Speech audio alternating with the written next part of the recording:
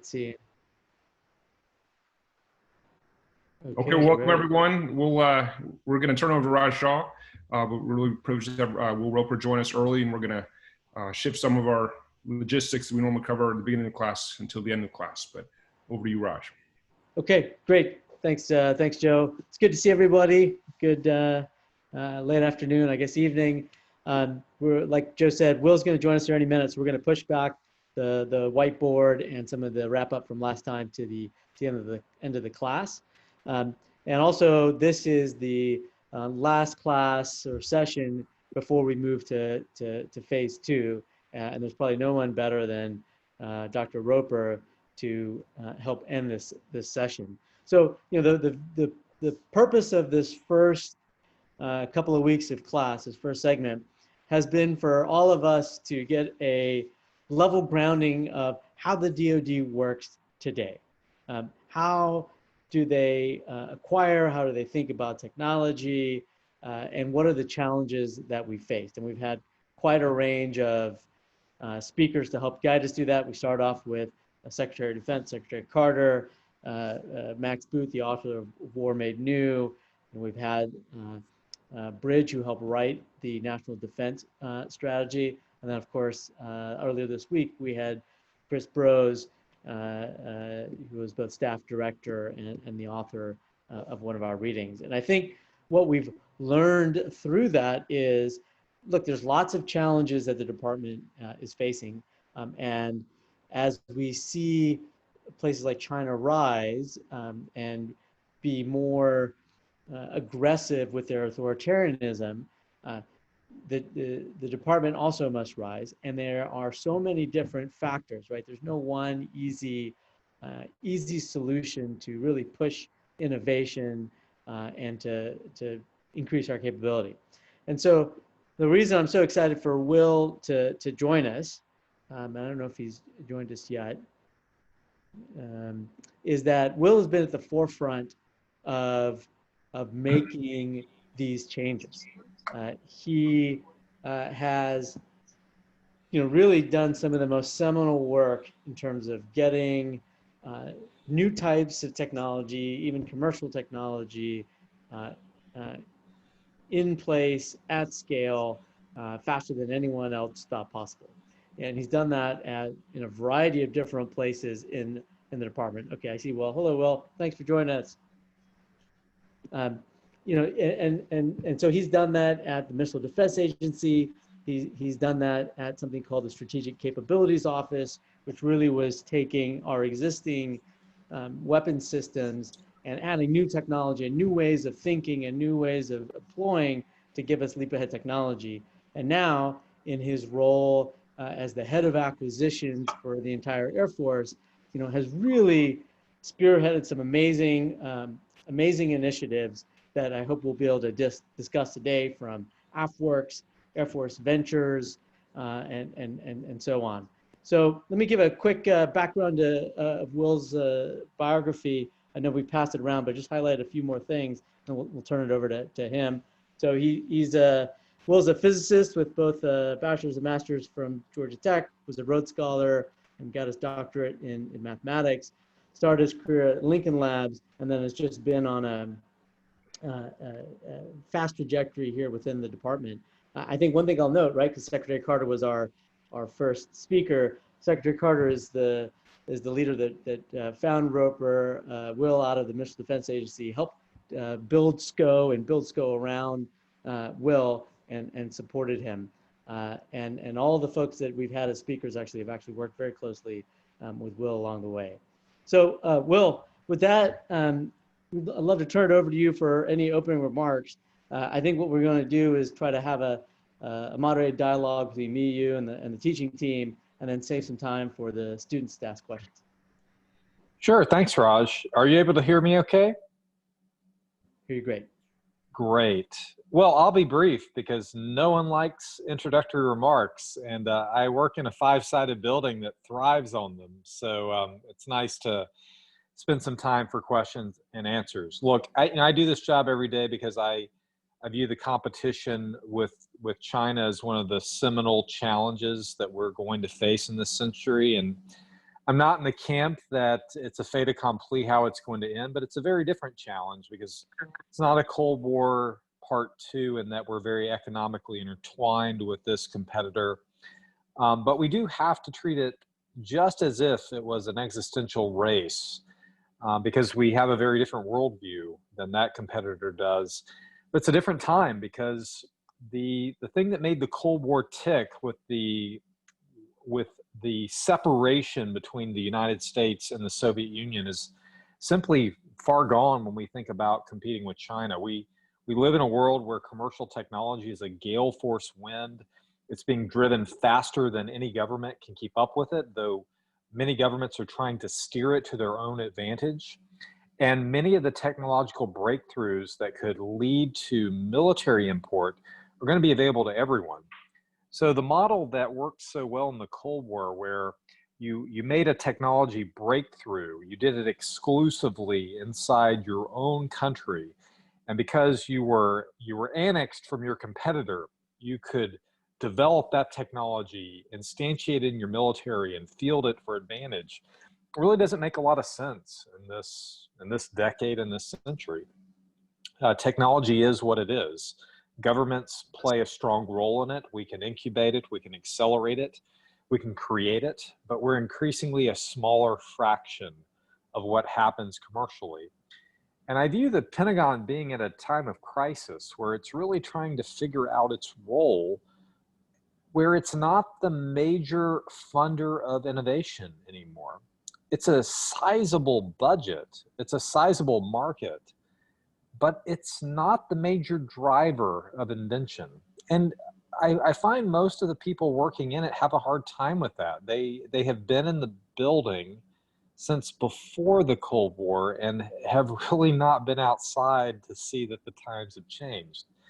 But I love the times that we're in. Technology is cheap, it's ubiquitous, it's fast, it's moving. And so the Pentagon's challenge is really to reboot itself, to get rid of those Cold War processes that were very good at vetting technology that would change the world. Now we have to be good at adapting technology, bringing it in from the outside and instantiating it. We need to be better at building partnerships. And that's not a word that's, I mean, it's often said, but it's not actually the way we organize to do business. And there are so many great areas for partnership between the military and commercial innovators that we're missing out on opportunities. And AFWERX and other organizations that I've tried to stand up in the Air Force to create partnership as a central paradigm for how we move innovation forward. Those are nice things to do in the Air Force. They should be department-wide. And I think as I look forward into this competition with a competitor as equal to the challenge as China is, that the military is going to have to treat technology wherever it is as a battlefield in and of itself. And that is not how the Pentagon is set up to run. And I really worry about it. I worry about it having the savvy to survey fields of commercial technology, to survey new markets and understand how they are likely to emerge without Defense Department help, and to look at how being more proactive in them could help create advantage, not just for the military, but for the nation as a whole. Technology in and of itself is a battlefield. And if we don't engage proactively, I think what we have seen happen with hobbyist drones a few years ago is a harbinger of what could become the status quo in future years, where technologies may emerge in one innovative sector of a particular country, but if that country is not proactive in engaging with them, then the supply chain and market could move overseas to another country's advantage. And that's just simply treating those markets as a competitive landscape. And so this is not the Pentagon's playbook.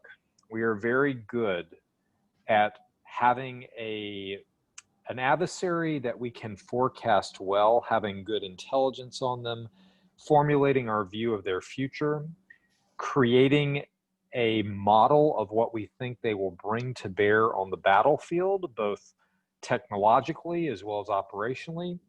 We create our own counter solution to what we predict. We build it, hopefully get to it first. And once we've fielded it, we hope that countering what we have done leads to some cost imposing strategy that leads to US victory. And that did work well in the Cold War.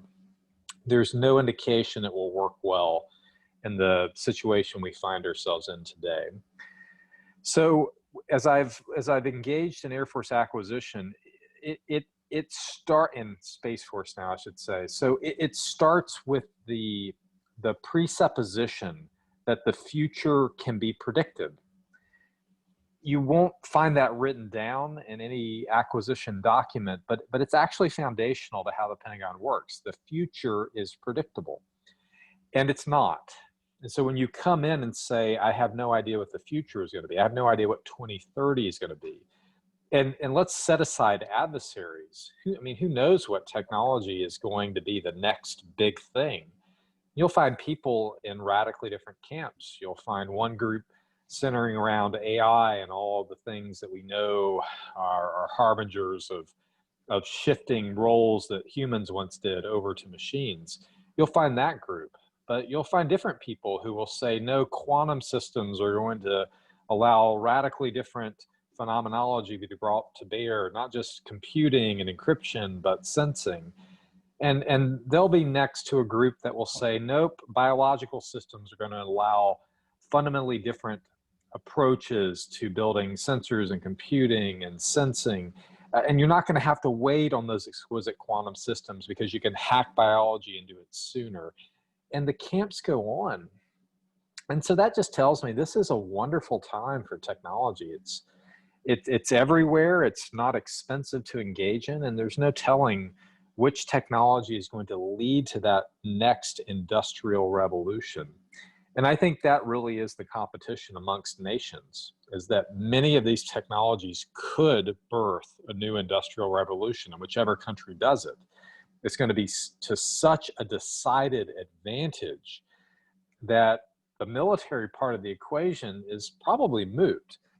But the military, because it is a very stabilizing and unique part of any country's market system, if they have one, has to play a catalyzing role in setting that country up to find that industrial revolution faster.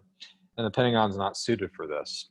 So approaching this $60 billion per year procurement system that I currently own for the Air Force and Space Force, the strategy is pretty simple. We need to be exceptionally fast and agile. The Cold War system wasn't, and the system in this century must be, because we don't know what the next big thing's going to be, so let's be ready to adapt to it. Speeding the system up is not as hard as you think. It's just not what it valued in the past, so you just simply have to change the value system, change the culture, and the system will speed up. The harder part is teaching the Air Force and Space Force to work in the broader ecosystem.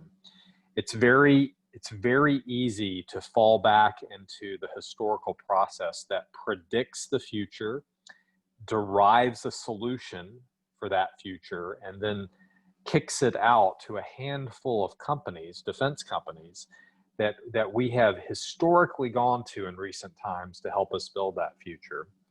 And with so many fields of technology now available, we simply can't work with a handful of companies and expect to win.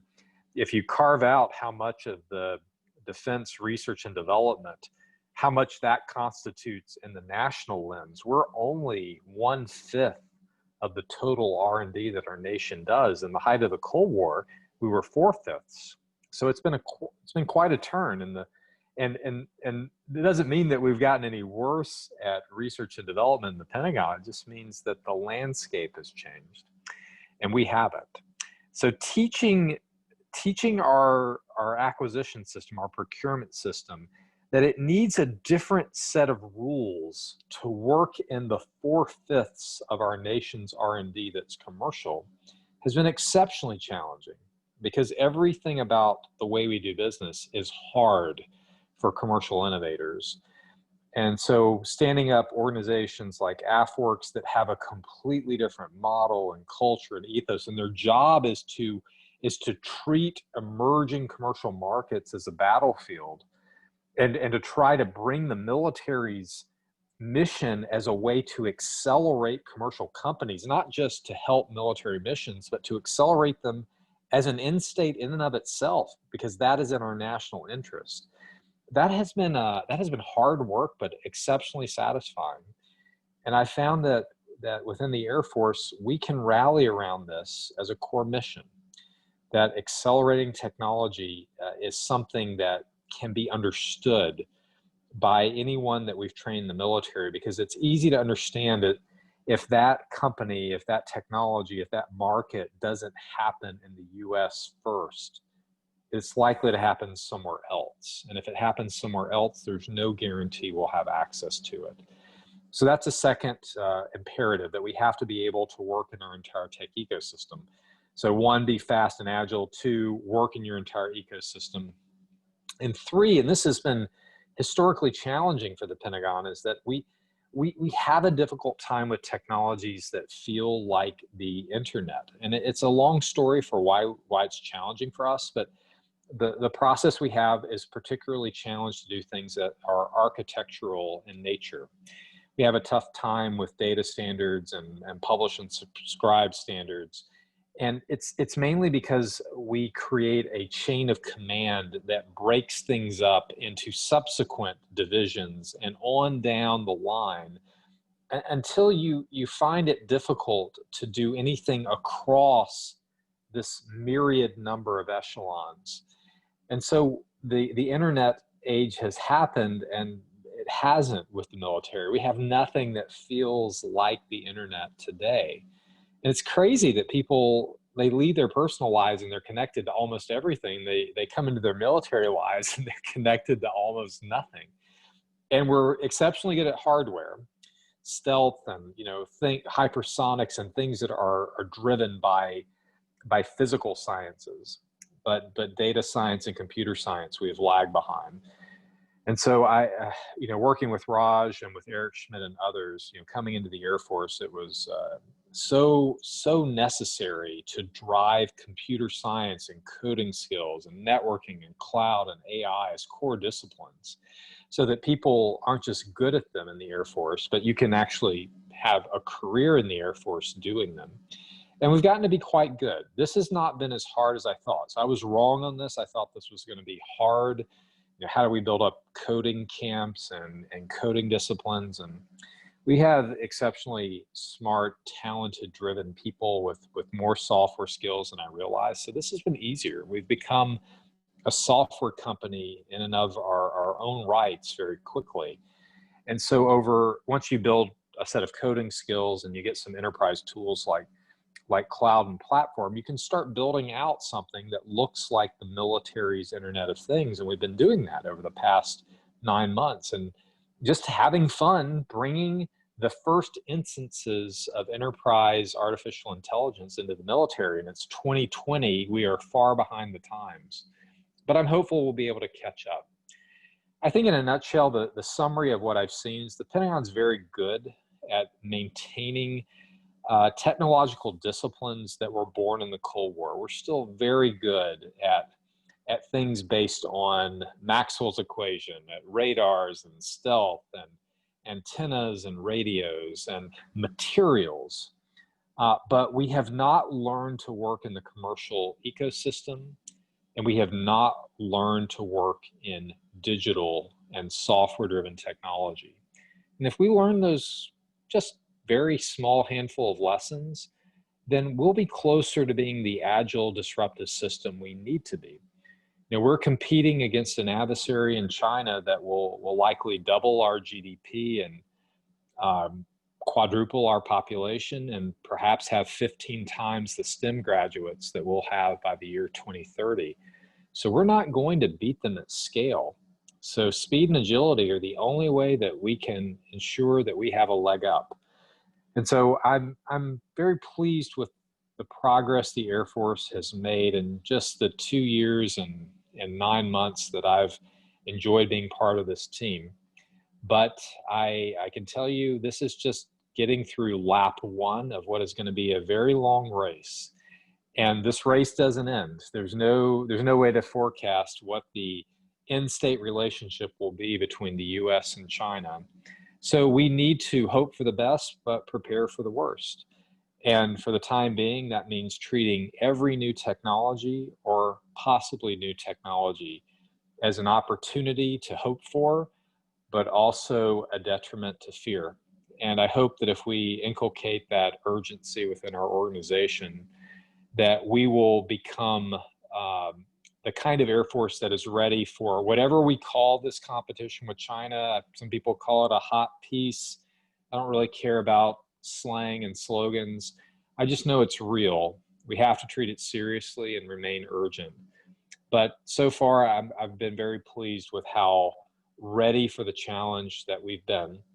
And I hope that we won't be the only service to move out as aggressively as we've been. It's going to take an entire team to keep this up over time.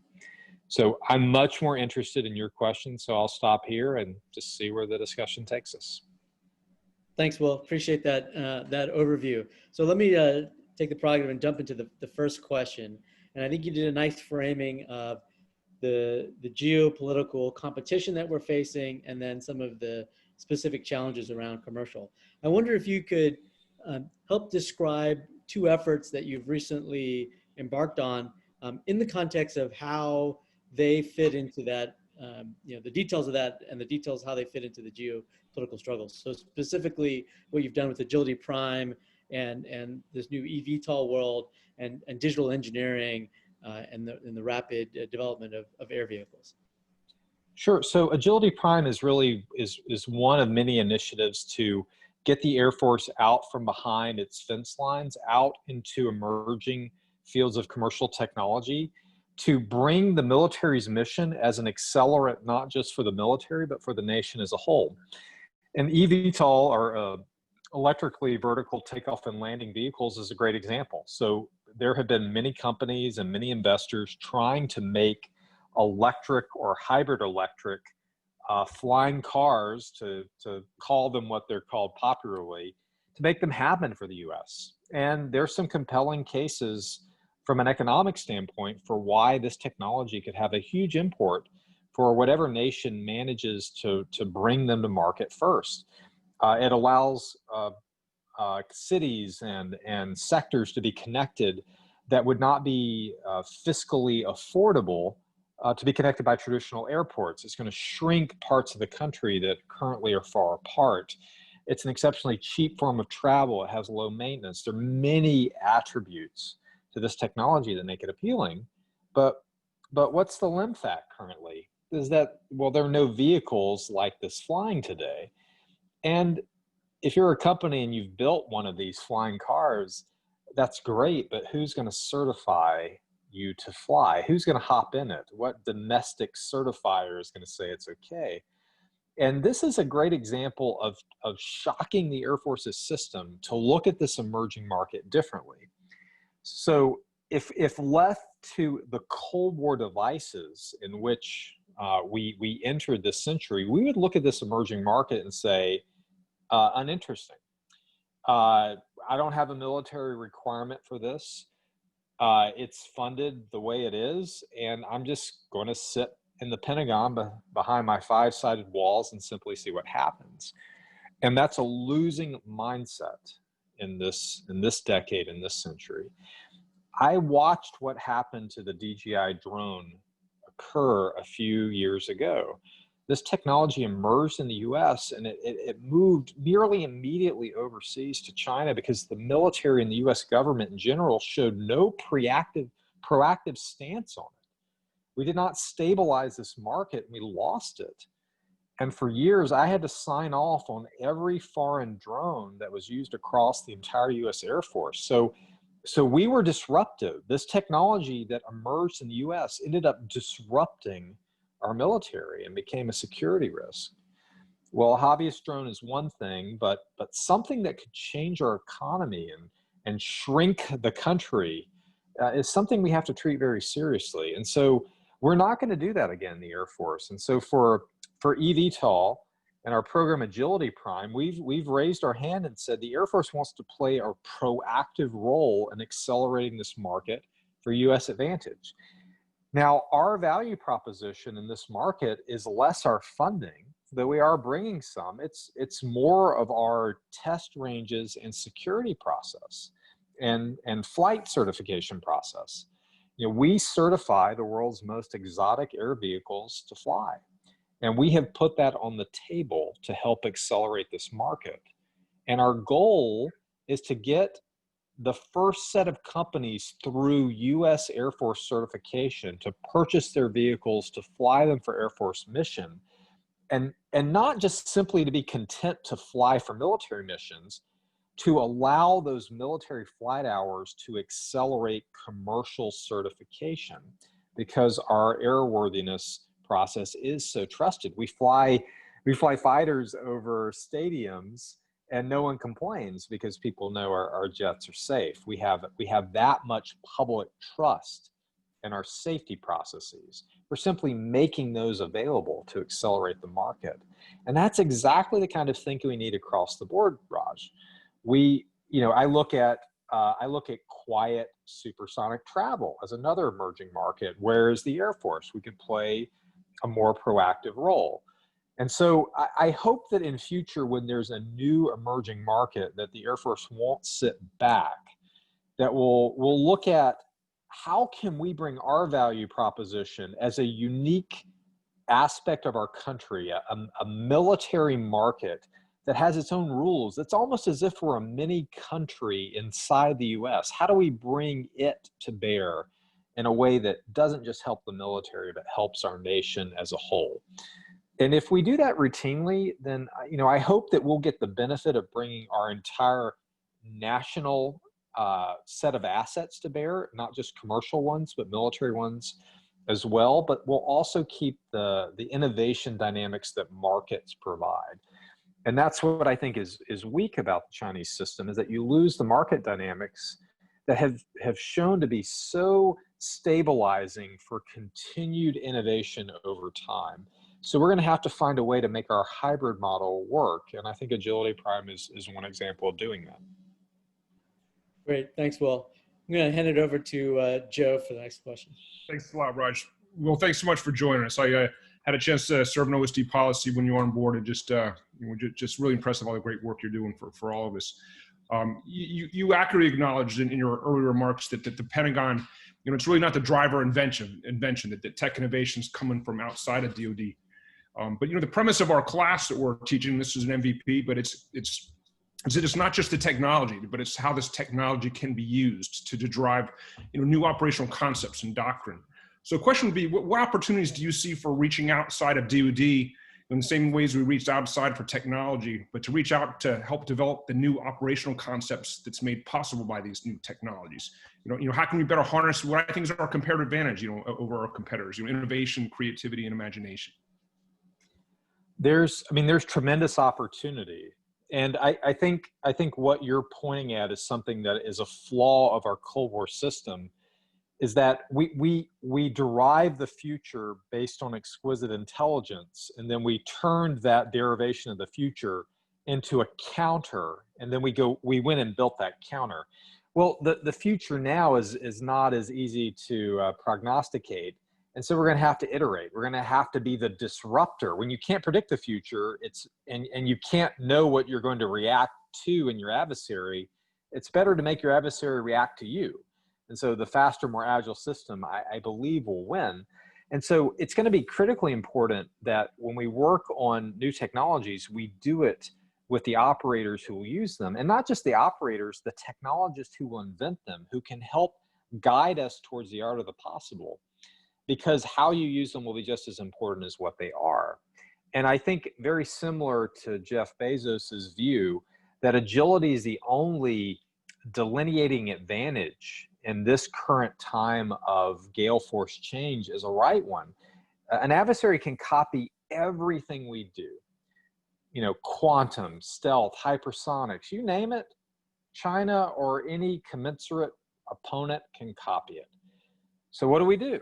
We have to be faster and more agile. That's the thing that hopefully you can aspire to it, but if you can't copy it completely, then we keep the upper hand. Well, copy has to include the technology and the use of that technology as well. And we really enjoy, especially within the Air Force and the Space Force, very flexible operators who have a very loose sense of what requirements are, which is what I love about working in the service I do. And they are very good with me bringing them opportunities that they didn't ask for. But the second that I show them something new, they immediately have a quote requirement for how to use it. They just didn't know to ask for it to begin with. And the bottom line is this linear process that goes from requirements to acquisition that the Cold War operated on. It's not going to work in this decade or decades to follow it.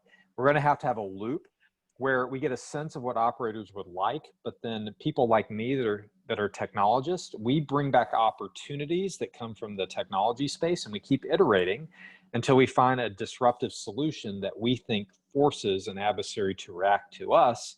And then we repeat that ad infinitum. Over. Thanks, Will. So Raj, maybe I could take the next question to Dr. Roper, and then we'll turn it over to the students. So Dr. Roper, first of all, thank you for talking to us from the Millennium Falcon. Now we know the secret of the next Air Force project. I thought that was an SEO project, but I guess you've now unmasked it.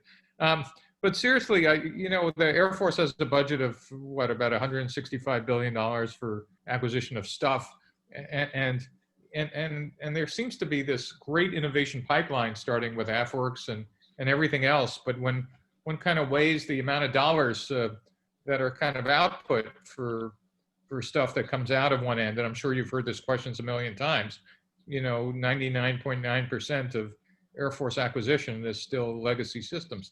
How do you see that changing? I know you obviously get it, but kind of help the students understand, what does the future look like to connect that pipeline of innovation you're building to things that go past, well, here's $1 million, but good luck getting to be a program of record.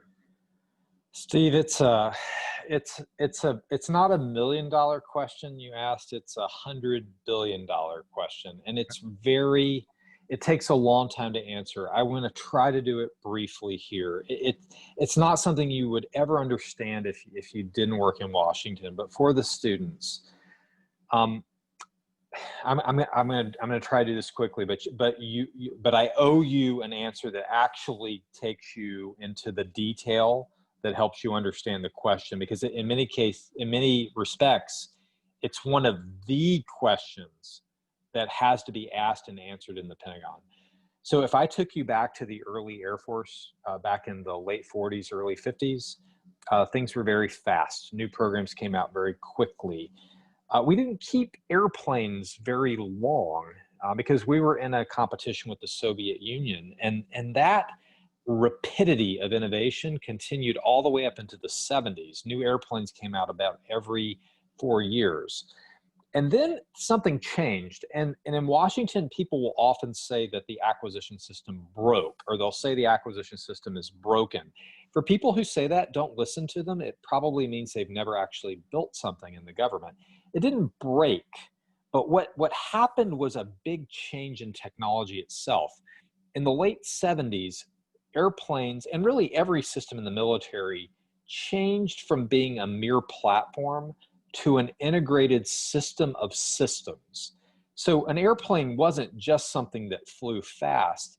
It became the integration of a high-performance aircraft with a high-performance radar, with stealth, with a high-performance weapon, with a high-performance mission system, all of which had to be integrated together. And not just integrated, they had to have increasingly higher-performing computers integrated on them during a time when computers were exceptionally difficult to create and expensive to create. You were a hero if you solved the computer challenges, much less getting them integrated on the subsystem themselves. And so during that challenging time of systems integration and computerization, defense programs slowed down and we entered into an acquisition paradigm of mass production. You weren't going to have a step change function and capability that often. So when you had one, you needed to build a system around it and buy a lot of it. And, and you think about F-22, a lot of times you'll hear in Washington, we should have bought more of those airplanes. And we didn't, but that's beside the point. The thought remains that we should have bought a lot of this aircraft that is still dominant today, even though it's old. And we are still stuck in that acquisition paradigm that is accustomed to technology changes occurring infrequently, and we, acquisition officials, needing to buy things in large quantities, but very infrequently to keep up with adversaries. And it makes zero sense today. Zero sense, because technology is fast, it's happening everywhere. We don't have to wait on technology, it's happening. And mass production is a bad way to drive down costs in a program, because if you've bought a ton of a particular asset, you've spent all of your money, and so you're going to keep it for a long time, which means you're going to modernize it, you're going to sustain it, and that is where acquisition is trapped. 70%, so it's not quite 99, but 70% of our money is in modernization and sustainment of old systems. And for the Air Force, we have the oldest fleet in history. Our aircraft are on average 23 years old, often older than the pilots who fly them, because we are stuck in this Cold War paradigm of infrequent programs and mass production. And this vicious circle is killing us. So how do we break out of it? Well, I mean, if it had been 10 years ago, I would tell you the answer might be hard, but technologies have crossed over into defense from commercial innovation, particularly digital engineering from the automotive industry, that is a harbinger of a different mode of acquisition that can save us. Digital engineering, which is trying to virtualize nearly everything we would do in physical design and assembly, is allowing us to build things faster and cheaper and with less traditional risk that we would incur in a previous acquisition. Things like concurrency and learning curve are merely fictitious in the digital acquisition paradigm, because they can be merely retired digitally, and digital retirement is cheap. And so I've had a couple of programs that have taken this on. I've had T7, which is a trainer that was able to build its first aircraft as if it had already built 100. So it hit the same quality curve point as on the first aircraft that would normally be hit on the 100th. So it killed learning curve digitally. That opens up the door for a completely different paradigm where we build things quicker and faster. And it's completely new. There's no complete theory of this yet, but I'm pushing it very hard, because if we can build things faster, you can tell I'm really excited when I'm knocking my iPad over. So if we can build things faster and more iteratively, we don't have to make mass production our only way of procuring systems. And then that opens up the door for us to shift more cash flow and profit opportunities into design. And I'm happy to go deeper on this, but this idea, this core idea of how we actually procure and modernize systems is at the core of whether we're going to compete against China. And digital manufacturing technologies are the first thing I've seen in 8 years of doing business that appears to let us shift things back closer to where we were in the early Air Force, where most of our profit and cash flow opportunities were in design. What a sad thing to say, that over the last 30 years, most of the profit and cash flow opportunities have been in modernizing and sustaining old things. In many respects, the Air Force is a Floridian hospital where we have a huge geriatric wing and a very small pediatric wing. And digital technology opens up the opportunity for us to flip the equation, flip the script. We've got to do it, because if you believe the hypothesis that we can't match our opponent in scale, then we've got to be able to beat them in agility and speed. And this digital design technology is a huge opportunity for us to regain agility and speed because it allows us to take on risk in a very different way. So I am the most ardent advocate of bringing this into aviation and satellite development. And it's just beginning. So I can't really give you the full theory of the case, but I have a few programs that have shown me something truly magical is possible. And so I'm going to continue to push my programs to see how far we can go with digital engineering. How far can you take what we would normally do in the physical world? How far can you take that into the digital world? And if you look at what's happened in the automotive industry or Formula One racing, the answer may be almost everything can go digital. And once you're in the digital world that's running faster than real time, where design and assembly and learning curve and all of that is cheap to explore, that seems to be a great place for us to level the playing field, because you can't undercut digital engineering technology with cheap labor. It's not a technology that China can beat us with by simply flooding the market with cheap labor. So it's a perfect technology for the US to harness at this strategic time.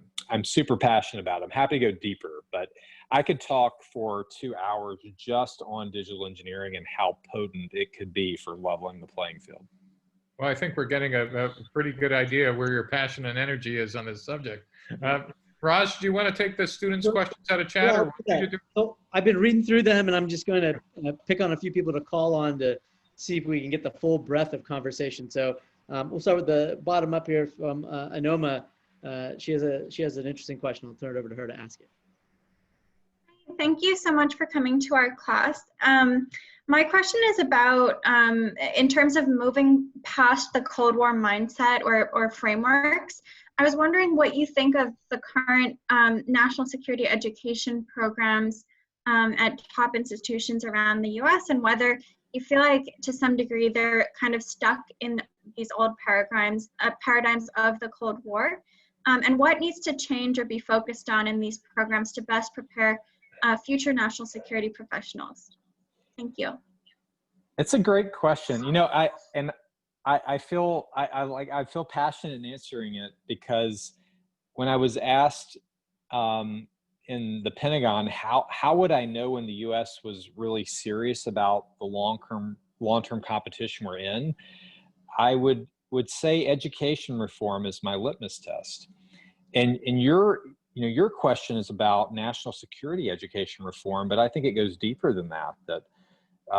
The times and technologies that are going to change the world really require us to take a holistic look at what type of society we're going to need to compete. And I think especially in STEM fields, the science, technology, and engineering that's going to drive the future is going to be very different than the kind we inherited from the last century. And I'm a mathematician by trade, and I love mathematics in general, but I'm not exactly sure that Newtonian calculus is going to help us win the competition we're in with China. It appears that things like linear algebra and computer science are driving the world more.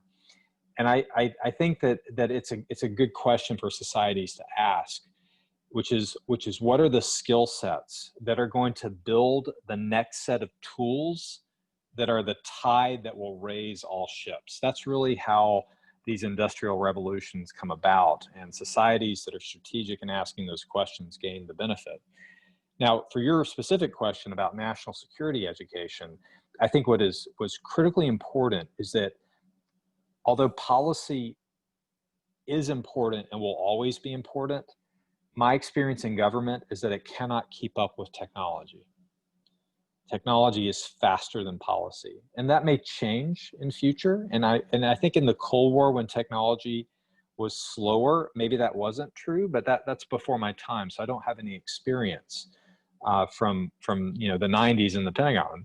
So all I can say is my experience is that technology is faster, and so the change that I would hope for any national security curriculum is to really explore all the different fields of technology that could change the national security landscape.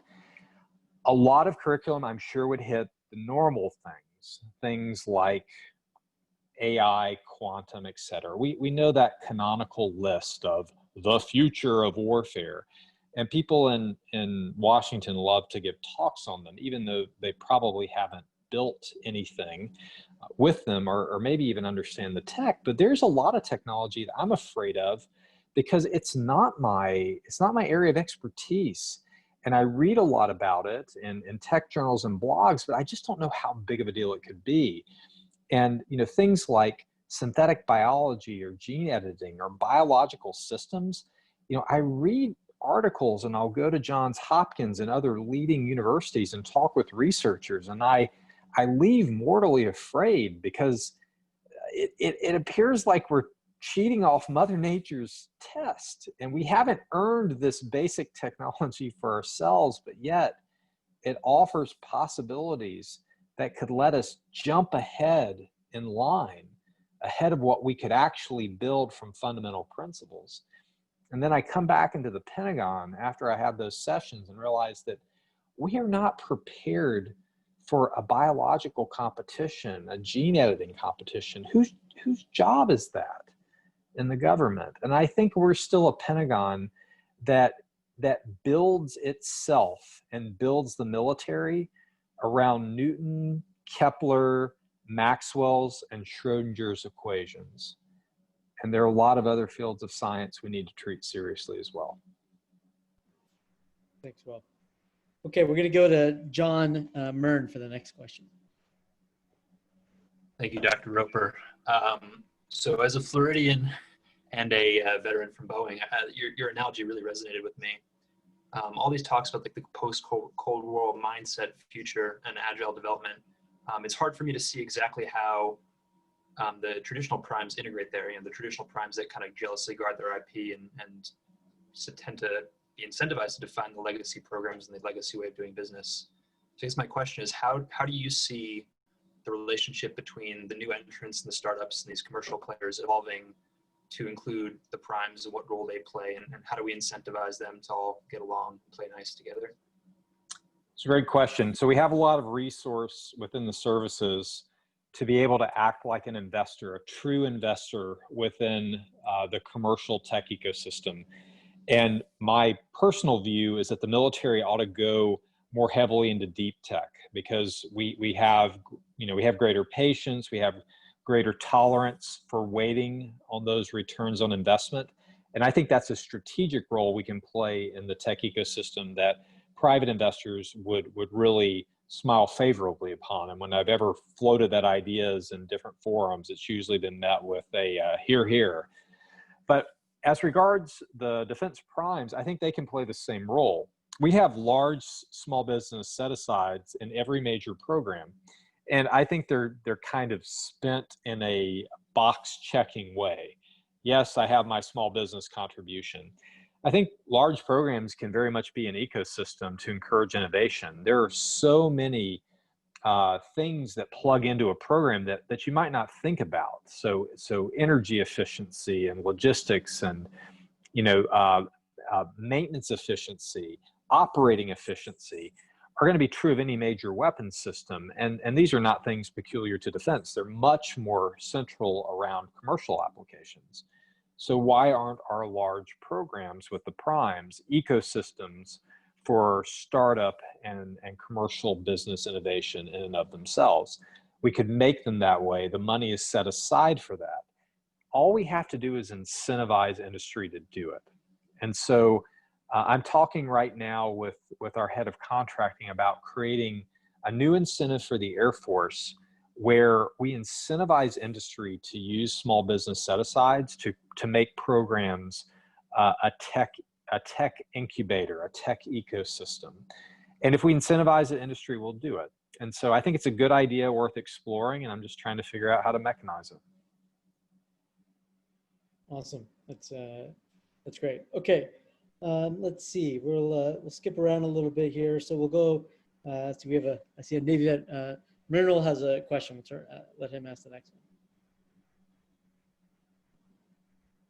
Thanks for being here, Dr. Roper.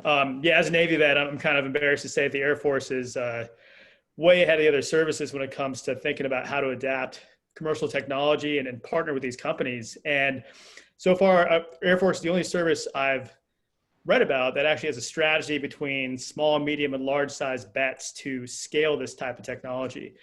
So I'm curious, Miranda, you're thinking of how this strategy could evolve in the future. Do you see yourself maybe taking different bets or integrating different stages? And do you have advice to the rest of the services on how to catch up, to be frank? Great. Well, look, my hope is that the other services, will learn from what we've done and, perfect where they think they can do better. But we all need to be engaging in commercial tech aggressively. I mean, this is a national imperative. I think we've got a lot right with our small, medium, and large bets. The large bets get up to be around the size of a Series A, so that provides a company an alternative means to make it into production and a bill of sale with us. Of course, you don't give up equity when you work with the defense government. So I think we've got a lot right there. I think that the areas to grow our process are a couple to consider. One is, we're right now working with startups because we have a fund, about $1 billion in cash that Congress gives us that is to work with early stage companies. So shame on us if we don't have a good process to do that. So I'm really focused on that right now. But, we don't really have an arm that works with companies as they become more mature and as they're scaling up into larger companies. We don't have fulsome relationships with private equity firms. I'm starting to talk with them now. I think that's another evolution. We don't want to just help companies make it to their first bill of sale. We want to help them make it to be large, legitimate companies that have a sector of their business working with defense.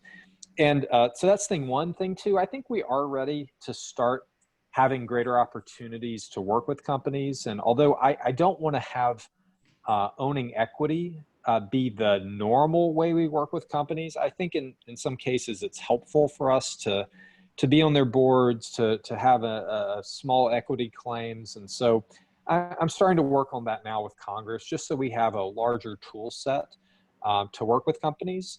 And in terms of how the other services can benefit, I'm working with the Army now to help clone what we do. And my view is just, I would probably start cloning the way we do it because we've been at it for a few years and we think we've got a lot of the lessons, we've learned them, we've improved things. And if other services clone what we do, we'll learn from them. I have no illusions that our process is perfect. I learn from this every quarter, but the learning comes in the doing. So you have to start doing it in order to make those improvements. And then I think the cool thing that could happen in future is doing events together where we may co-invest in companies. If you're a company and you get an investment from the Air Force and say the Army, then that ought to mean something to private investors because you have two different services that see a strong product market fit for that product. That ought to mean something. So the multiple services working together might mean greater commercial matching to our funds. So all things to hope for. Yeah, that's great. Lee Alpert had a similar question along these lines. Turn it over to her. Hi, yeah. You actually really just got into my question, but I guess if you had anything to add about, it seems that already AF Ventures is a really good indicator of to private investors. I'm wondering how we can push that even further. If you think that we could reach a point where really the government would be the prime indicator, maybe even matching or outpacing some of the top VCs. Yeah, I'm still learning in this space, Lee, and I really enjoy talking with people about it because I don't think I have the final answer. The thing I've learned with talking with private investors is that the government is a sought after partner because we do represent a different market. So this myth in Washington that VCs and startups don't want to work with the military, I haven't seen that at all. So I think anything we can do to dispel that rumor is helpful. And then I think we need to figure out a way that our role is synergistic and desired. And the strongest feedback I've had from a lot of private investors has been twofold. One, the more the government works in deep tech, the more we'll be smiled on. Because right now, Silicon Valley is increasingly moving into software-driven technologies. I think about 80% of total funds go to software driven technologies because they're de-risked and the returns on investment are faster. So yeah, it's good business sense to do that. The government, because we're not going to make a profit, we can afford to invest longer and see technologies that take a little more time to mature, to see them develop. And then the second thing I think is important is just simply making sure that we are the equivalent of the good housekeeping seal of approval for private investors. We can't be sloppy in our analysis of companies and the potential fit of their ideas to our market. What's making AFVentures work is that when we put a company on contract, it means something to private investors. And I tell my teams all the time, you can never, ever let down your standard. Do not put a company on contract just because you have the funding. Put them on contract because you believe in them. Your belief in them will translate into confidence of private investors to match your funding and your belief with their funding and their belief. And so far, I think we're doing a pretty good job of that. What's pretty awesome, we started this 2 years ago with the private matching. We hit 3-to-1 matching over that year. And over 2020, we're over 4-to-1 matching. So we've gotten better at this. And so I think that speaks to the confidence that we're engendering, but we can easily screw that up if we let our standards down. Well, that's amazing. Congratulations. So Will, you're the capstone of this first third of the class, and what the class will be working on the second half and the third half, or third half, is to think about how this fits in with doctrine, to purport their own analysis and views on how modern doctrine and modern technology will come together for the future of war. And so Andrew has a question. I'm going to turn it over to him that's right in this vein, and I think it would be very helpful to hear your thoughts for the students. Yeah, thanks very much, Dr. Roper. It's great to see you. And I actually, just on a personal note, really appreciate the work that you're doing. I was part of the Hacking for Defense program here, and then got a direct to phase 2 with AFWERX. So we're in the ecosystem, and just so appreciate your creating that, since it certainly has been awesome for us. But the question, really your comments around, hey, acquisitions isn't necessarily broken, it's just built for a world that doesn't really exist anymore. Got me thinking, are there other analogous areas like doctrine, as Raj mentioned, the process that doctrine has created, that perhaps also have been rendered, shall we say obsolete is maybe too strong of a word, but just not ideal for the world that we find ourselves in today? And as we head as a class into the next segment, are there spaces that you really think that we should be focusing on, because those systems also similarly need to change? Asking what should change in government and the Pentagon, I'm just trying to think what shouldn't change. I think the focus on the mission and the culture is awesome in the military, by the way. That's something I don't think we're as good at putting out in the world. Companies would kill for our mission and culture. It's just awesome.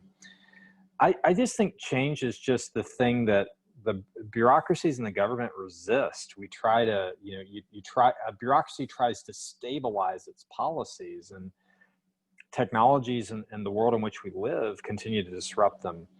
But I know you need a specific area, and so doctrine is one that I think matters.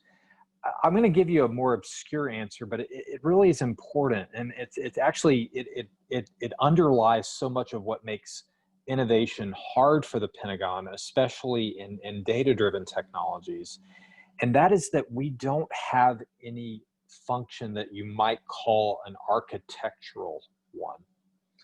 If you look at an org chart in an organization chart in the Pentagon, you have the person at the top, and then there are people who report to them, and then you keep breaking it down. And as you get to the bottom of the organization chart, they tend to be systems, fighters and bombers and ships and things like that.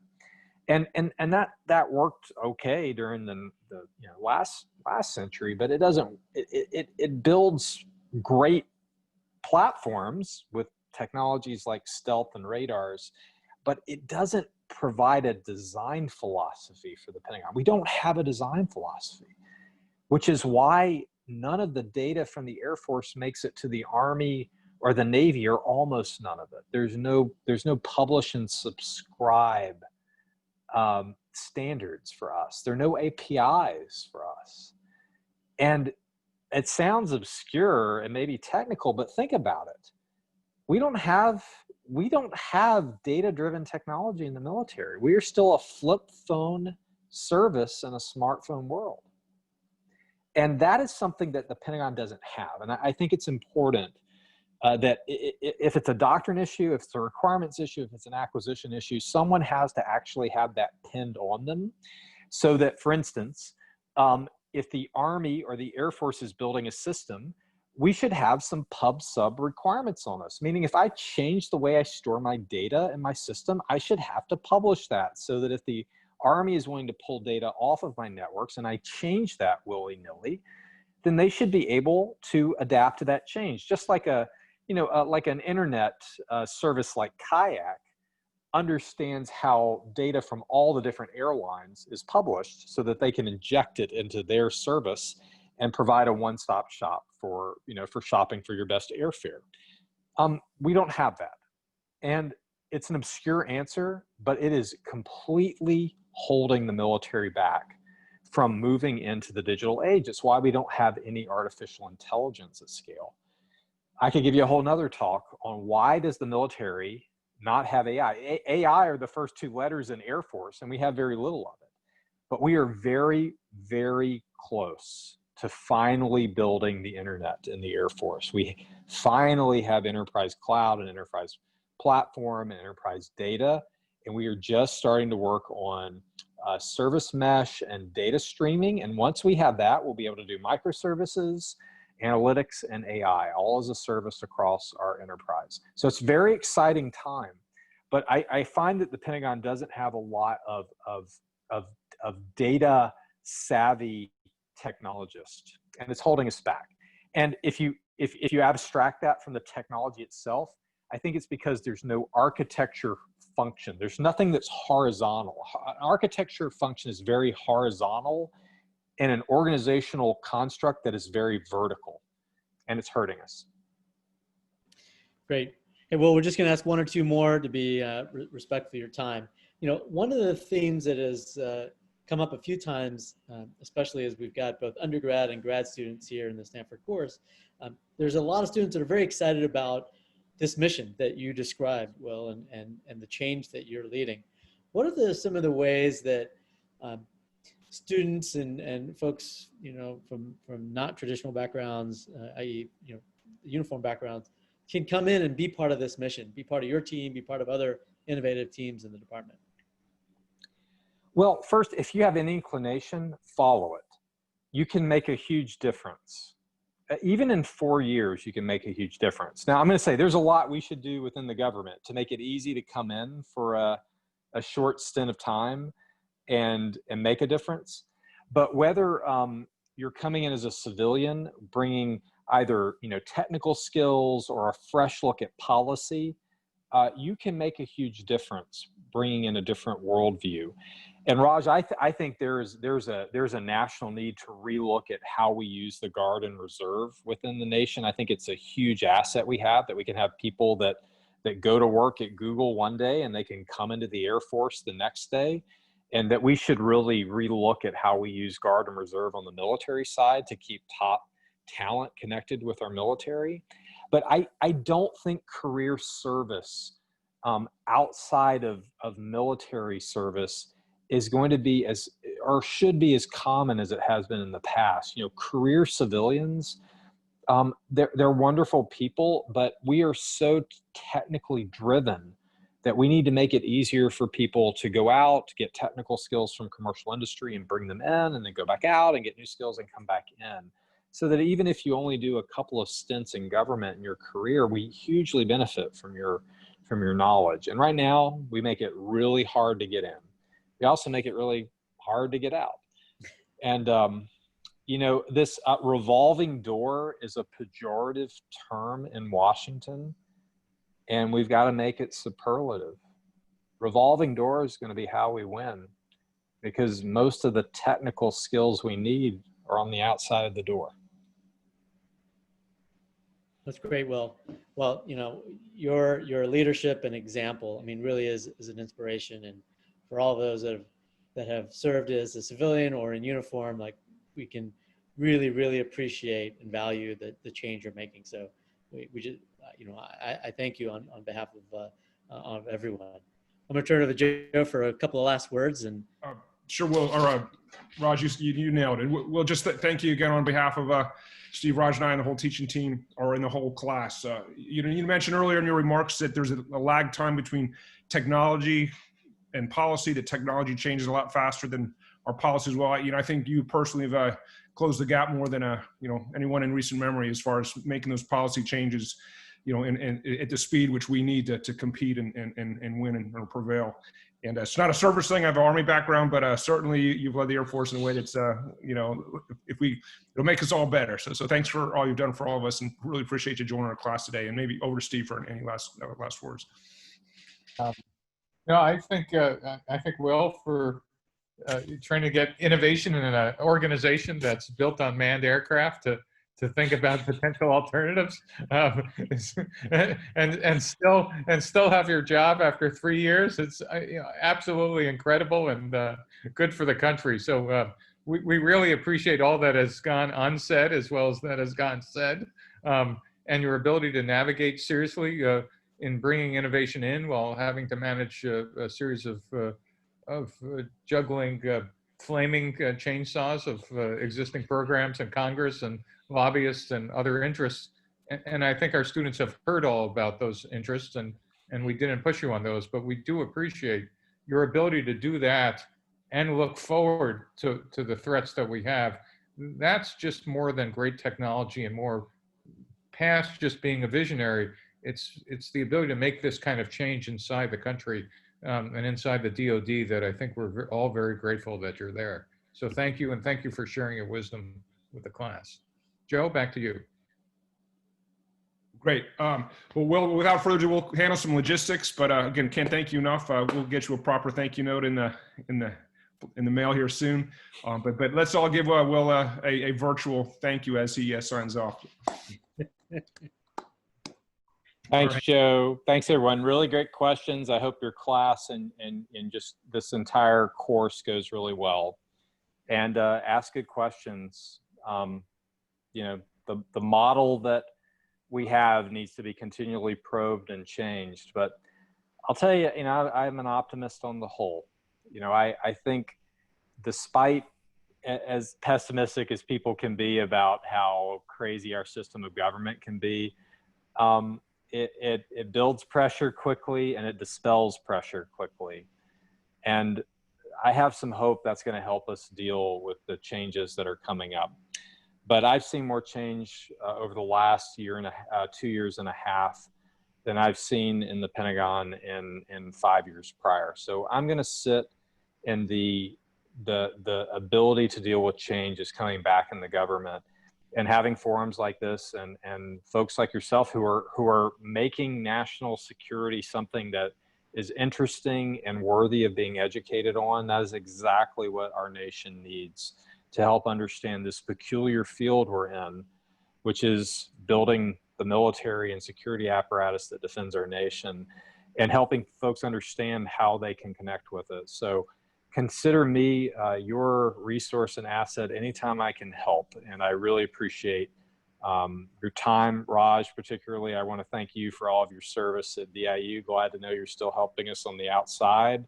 And again, thank you for your service, you know, continuing to fly F-16s, right? As long as we keep leaving them out in California for you to fly. So good to know. The old unmanned ones here, yeah. Yeah, you know, Raj, if I have a tough time pushing innovation, I could look for some reverse activation clause to bring you back in, right? Never say never, Raj. Indeed. All right, folks, I'll sign off. And just again, thank you for your time. And if there's anything more I can do, let me know. Thank you again, Will.